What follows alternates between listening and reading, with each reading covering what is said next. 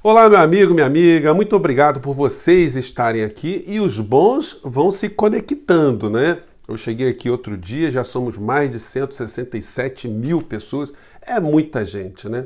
E as conexões vão se dando também pela internet, então nessa terça-feira, dia 23 de junho, às 15 horas, nós vamos bater um papo numa live com o Eduardo Moreira.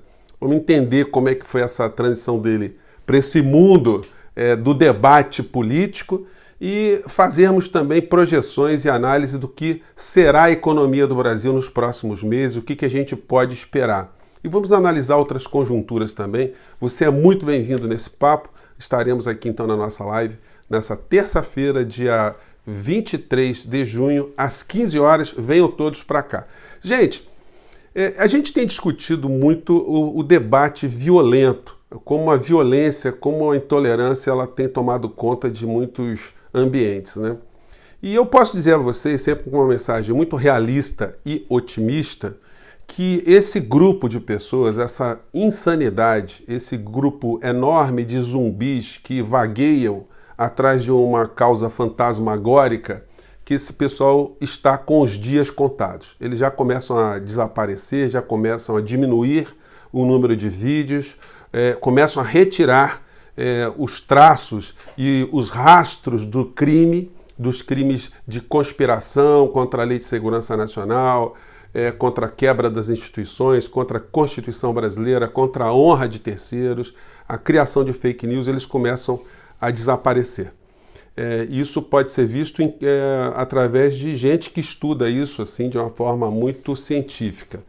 Existe um canal na internet que cuida só disso, que é comandado pelo Guilherme Felitti.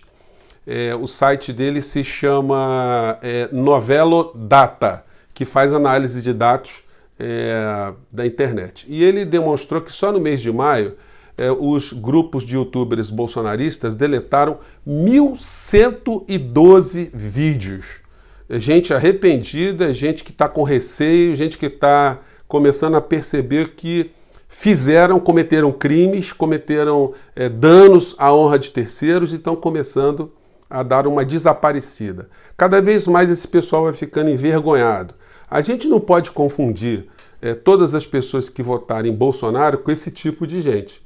Esse tipo de movimento surgiu em todas as partes do mundo, ainda existe em vários lugares, são fundamentalistas, são zumbis em cima de causas, como eu disse a vocês, fantasmagóricas. Eles não conseguem sequer identificar realisticamente causas de problemas. E aqui no Brasil eles estão se prestando a chamar a atenção de parte da sociedade enquanto o roubo acontece do outro lado.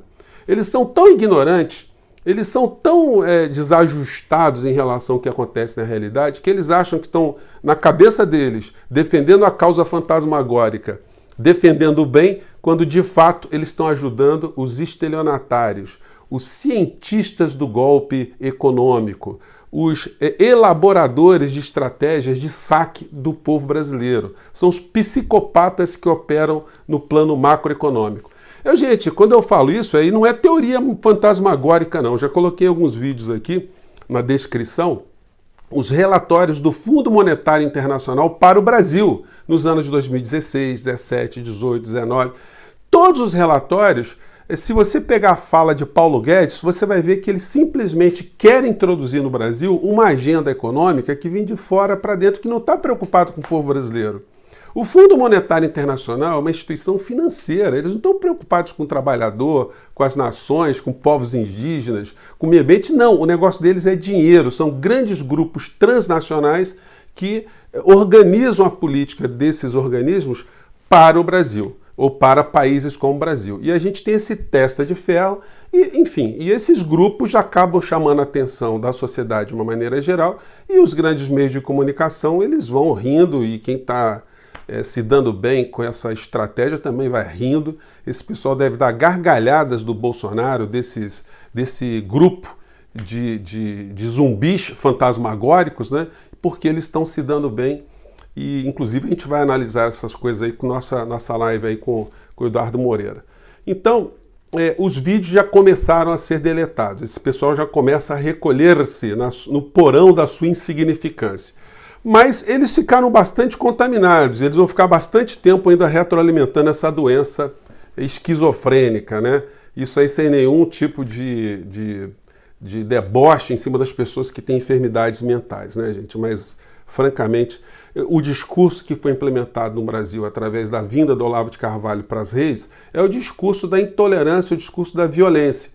E quando a violência ela começa a permear, né, ela começa a estar presente nos nossos papos do cotidiano, é porque a inteligência e a razão já foram para o brejo há muito tempo. Vocês imaginam se todos nós fôssemos discutir em algum ambiente, sempre com esse método de gritar, de tentar se impor pela força, pela coação, pelo medo, né, pela pressão, né, pela pressão física, a pressão das armas? Como é que seria o mundo se todo mundo fosse debater dessa forma? Um gritando com o outro, dentro da igreja, dentro da escola, dentro dos ambientes civilizados, nos supermercados. Gente, realmente o mundo deveria mudar, né? Esse planeta Terra, planeta hospício, né?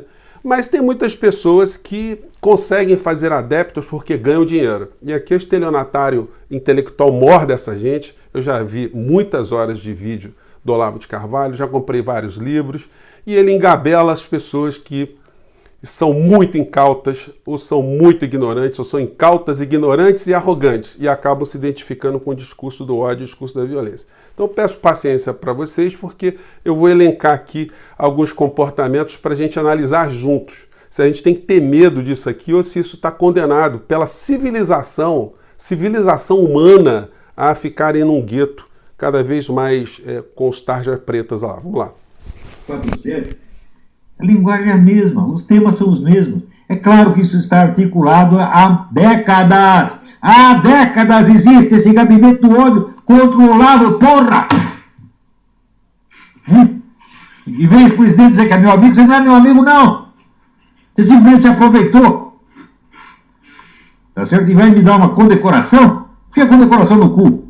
Tá certo? Eu não quero mais saber. Então, eu só coloquei um trechinho aqui da criatura, que já é bastante conhecida, né? E ele acaba atraindo para o seu movimento todo tipo de zumbi perdido. O zumbi está perdido, cola, encontra um negócio desse assim, fala assim, é isso que eu queria para a minha vida, né? E por isso que a gente muitas vezes tem dificuldade de discutir com parentes, com pessoas que a gente gosta e tal, porque algumas já foram abduzidas por esse tipo de situação, né? Mas vamos ver aqui um dos valentes escudeiros do Olavo de Carvalho que pratica esse método também. Vamos lá. Fique sabendo o seguinte. Vá tomar no cu e some do meu canal, filho da puta! Some! Some do meu canal, filho da puta! Se eu te ver pela frente, é diferente o discurso. Você olha um negócio desse, não dá pra gente ficar com medo, né? Não pelos músculos, né? Mas pelo astral que a criatura está carregando ali, né? Uma alma pesadíssima, né? E a gente vai vendo o presidente da República, né? Reproduzindo o método de argumentação violenta, ou da violência como argumento. Vamos lá. O povo como todo que tome, mas de modo que seja ouvido o colegiado. Acabou, porra! Então, vocês imaginam, esse foi apenas um fragmento, porque se a gente procurar na internet, você vai encontrar uns 100 vídeos do Bolsonaro argumentando de forma violenta, falando algum tipo de grosseria. Tem algumas situações inusitadas, né? Essa aqui, por exemplo, é um deputado estadual bolsonarista fazendo um discurso também muito violento, muito viril, cheio de músculo, né? E depois passou pela situação patética, né, de ter a revelação de que é gay, revelação feita a pedido dele pela deputada Janaína Pascoal, a gente já comentou isso, mas o argumento é sempre o mesmo formato, né? Vamos lá. Olha, os senhores são uma vergonha! O Supremo é uma vergonha! Vergonha! Vergonha! O Supremo Tribunal Federal é uma vergonha!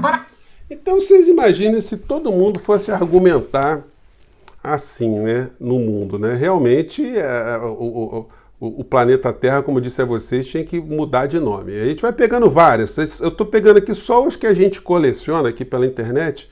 assim, numa peneirada rápida, né? Vamos pegar aqui a Sara, uma discípula olavista e bolsonarista. Vamos lá. Alexandre Moraes, pega essa dedicação e enfia no meio do seu cu, seu filho da puta, seu arrombado do caralho. Seu merda. Seu merda.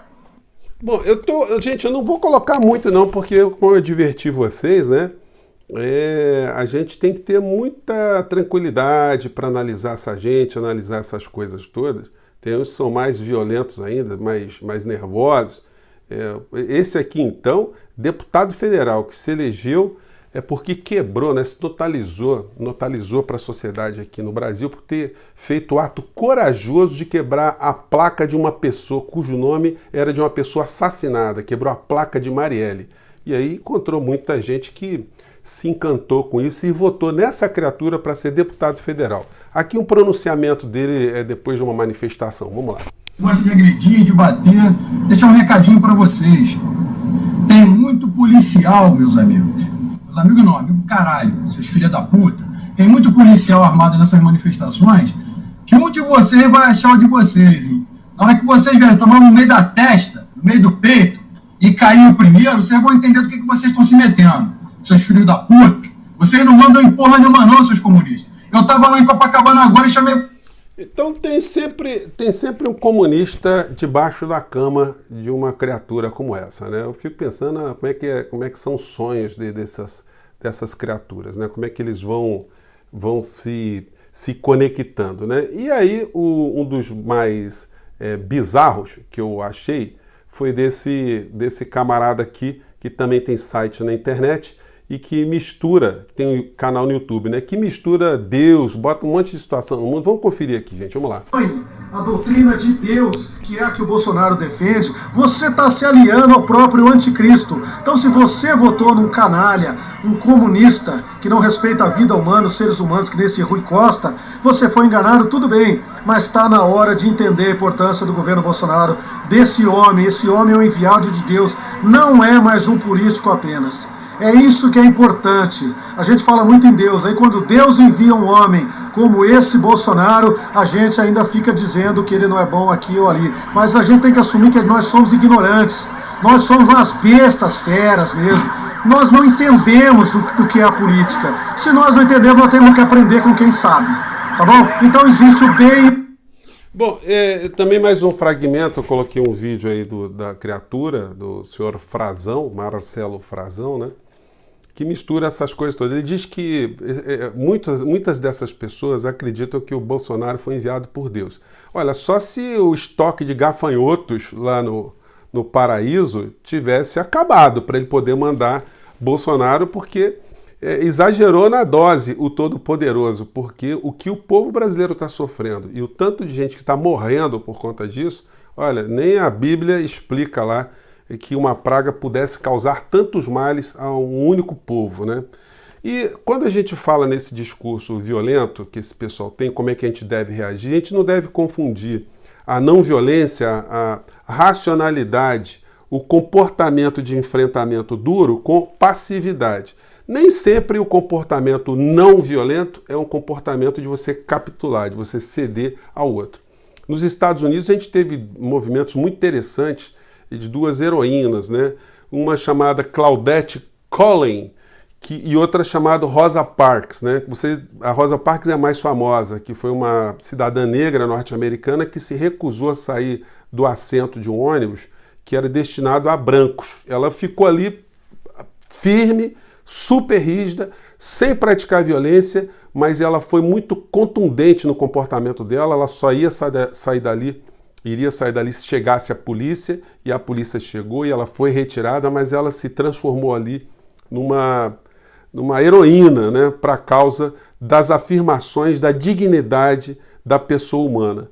E alguns meses depois, uma menina de 15 anos chamada Claudette Collen fez a mesma coisa, também reagiu, também sem nenhum tipo de violência. Então, gente, a gente tem sempre que lidar com essas pessoas todas com firmeza, com segurança, mas sem entrar nessa de ficar brigando com as pessoas fisicamente, de ficar comprando arma para enfrentar o outro que está com arma, enfim, de abaixar a guarda porque alguém está gritando. Como eu digo a vocês, Esse tipo de comportamento, ele sempre dá lugar quando a falta de inteligência chegou no ambiente.